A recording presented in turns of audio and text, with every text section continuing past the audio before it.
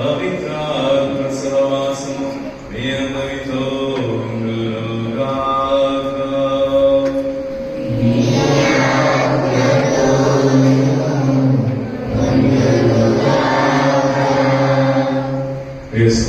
సోదరులారా, నేడు మనము డాన్ బోస్కో కుటుంబంగా ఈ యొక్క హాల్లో కూడి డాన్ బోస్కో మహోత్సవాన్ని మనం జరుపుకుంటున్నాం.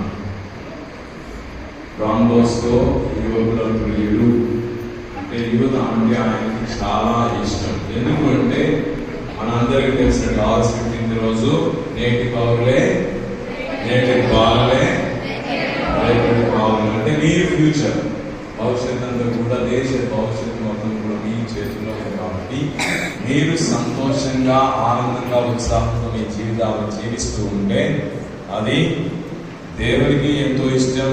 అదేవిధంగా మిమ్మల్ని చూసుకునేటటువంటి ఇక్కడ సిస్టర్స్ కి, ఫాదర్స్ కి అందరికి కూడా చాలా ఇష్టం. మీలో సంపూర్ణ జీవనం, సంతోషం, ఆనందం ఉంటే అందరూ కూడా హ్యాపీగా ఉంటారు. మీరు హ్యాపీగా లేకపోతే ఎవరు హ్యాపీగా ఉంటారు. ఇంటి దగ్గర కూర్చుంటున్న ఒకసారి మీ ఇంట్లో మీకు సిక్నెస్ వచ్చిందని, ఏదైనా రోగం వస్తే అమ్మ నాన్న సంతోషంగా ఉంటారా?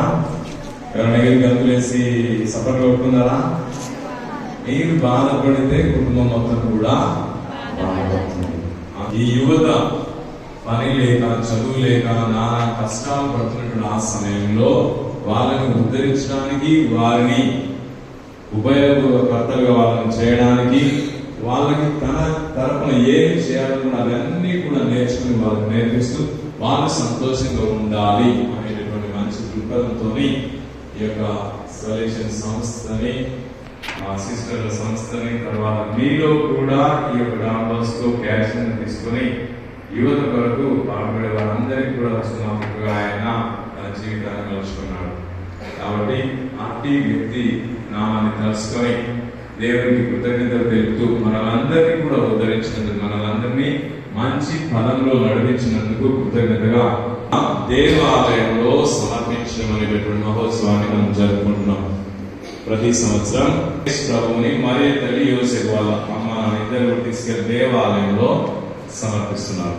దీని గురించి మన వ్యక్తిగత జీవితం మనం ధ్యానించినప్పుడు మనలందరినీ కూడా ఏదో ఒక రకంగా మన అమ్మ, మన నాన్న కూడా దేవునికి సమర్పించేవారు.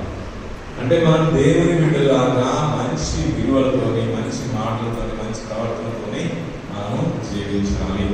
యేసు ప్రభు తన జీవితం ద్వారా ఎందరో మందికి మేలు చేశాడు, ఎందరో మంది రోగాలని నయం చేశాడు, దైవాన్ని ఆయన బహుకరించాడు. అయితే నీవు కూడా ఇతరుల సంతోషం కొరకు ఈ జీవితాన్ని జీవించాలి. ఈ డాన్ బోస్కో మరి యేసు ప్రభు ఇద్దరు జీవితాల నుంచి మనం నేర్చుకునేదంటే, యేసు ప్రభు నుంచి జాన్ బోస్కో, జాన్ బోస్కో నుంచి నువ్వు, నేను, మనందరం కూడా మంచి జీవితాన్ని జీవించాలి, ఎల్లప్పుడూ సంతోషంగా ఉండాలి, దేవుడిని స్తుతించే విధంగా మనం జీవితాన్ని జీవించాలనేటువంటి విధముగా మనం జీవించాలి. ఈ ఆలోచనలన్నీ కూడా వదిలిపెట్టేసేసి స్వార్థము, కోపము, పగ, ద్వేషము, కుళ్ళుతనం, వాళ్ళకి వీళ్ళకి ఇలాంటివన్నీ తప్పకుండా చేసిన అవునా? ఎసోనో ఒక్కసారి అందరం కూడా కళ్ళు మూసుకొని ఆ సందర్భాలన్నీ గుర్తు తెచ్చుకొని క్షమాపణ కోరుకుంటాం.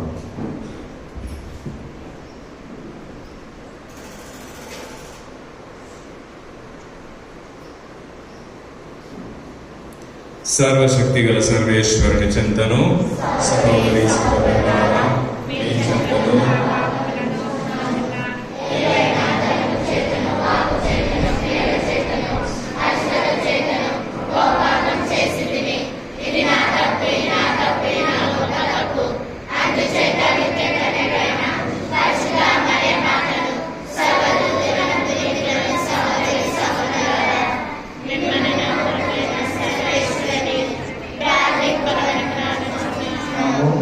సర్వశక్తి గల సర్వేశ్వరుడు మనకు దయ చూపి మన పాపములను మన్నించి మనలను నిత్య జీవమునకు చేర్చుగాక. ప్రభువా దయ చూపుము.